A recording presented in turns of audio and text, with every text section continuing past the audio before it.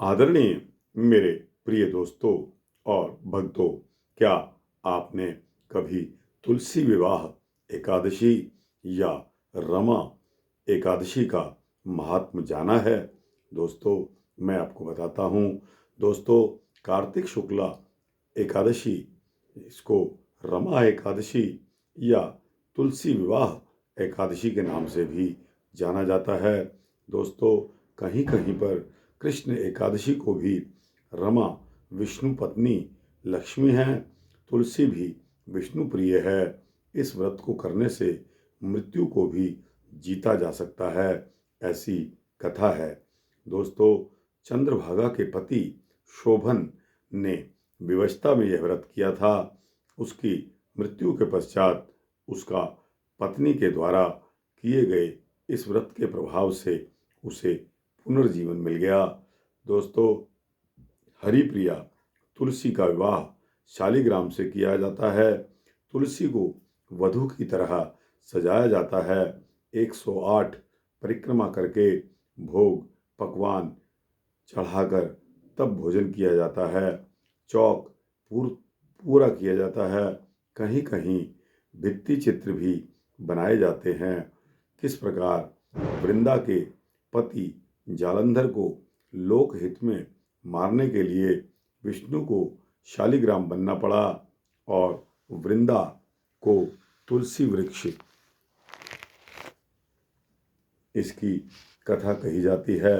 इसी प्रकार तुलसी कितनी हरिप्रिया है, उनका कितना महत्व है, इस आशय से के गीत और कथाएं हैं। दोस्तों, इस दिन से ही पंचभीखा का स्नान होता है।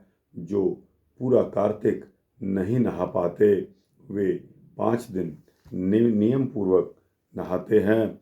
और जो अन्य नियम लिया हो, जैसे दूध ना पीने, पलंग पर न सोने, व्रत करने अथवा मंदिर की 108 प्रदक्षिणा करने का, वे इन 5 दिन लगन पूर्वक करते हैं। भीष्म पितामह की गंगा किनारे बनी हुई मिट्टी की रंगी छुही मूर्ति पर जल, फूल, बेर, सिंघाड़ा, गन्ना, आंवला, मिष्ठान आदि चढ़ाया जाता है। इन 5 दिनों में भीष्म पितामह ही स्वामी हैं। जो कोई कुछ भी पुण्य करता है, उसका फल इनको ही मिलता है।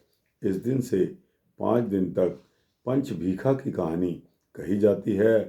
देखें, कार्तिक स्नान की पूर्णिमा में तुलसी अमृत तुल्य औषधि है। जिस घर में तुलसी का वास हो, वहाँ विपत्ति भी आने से डरती है। दोस्तों, तुलसी कितनी उपकारी है, उनका दरस परस पूजन सभी मन वांछित फल को देने वाला है। तुलसी भगवान विष्णु को इतनी अधिक प्रिय है कि उनके बिना वे कोई भोग स्वीकार नहीं करते।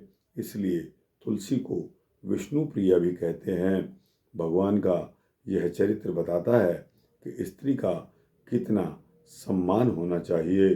दोस्तों, इसके पीछे एक कथा वृतांत है, जो मैं आपको सुनाने जा रहा हूँ। दोस्तों, एक नंद थी और एक भौजाई थी।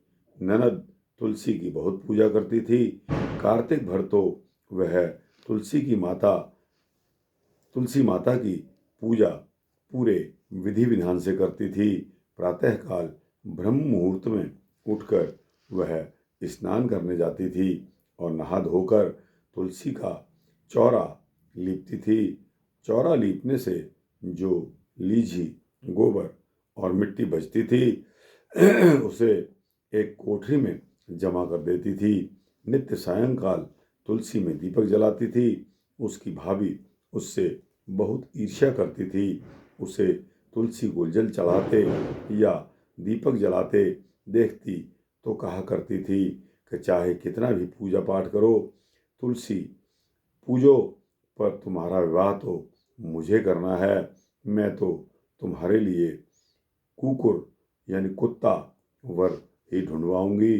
ननद सुनती पर भाभी की बात पर जवाब नहीं देती थी और मन ही मन दीपक जलाते समय गुनगुनाती रहती, हम बारी तुलसी के बाती, सातों जन्म रही अहिवाती। मैं तो तुलसी को दीपक जलाती हूँ, मैं सातों जन्मों में सुहागन रहूंगी।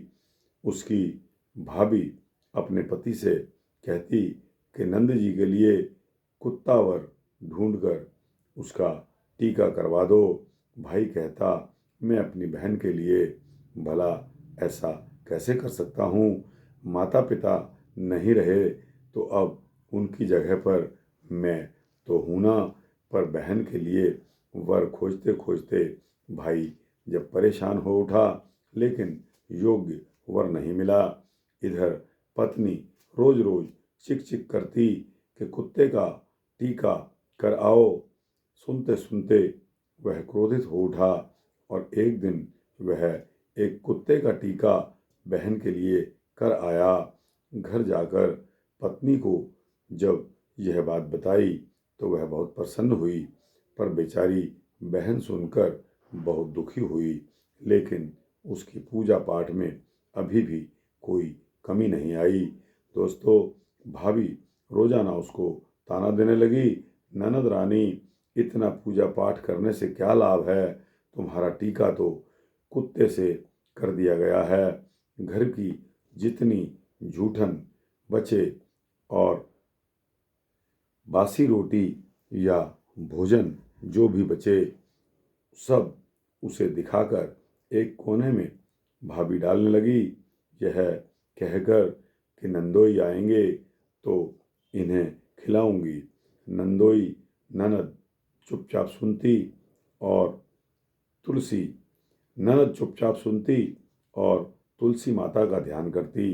इधर गांव में और आसपास के गांवों में जो सुनार की दुकानें थी, उनके यहाँ यदि कोई गहना बनवाने जाए तो वे कहते थे, हम तो बुद्धो रानी के गहने गढ़ रहे हैं, हमें बिल्कुल फुर्सत नहीं है दूसरा काम करने की।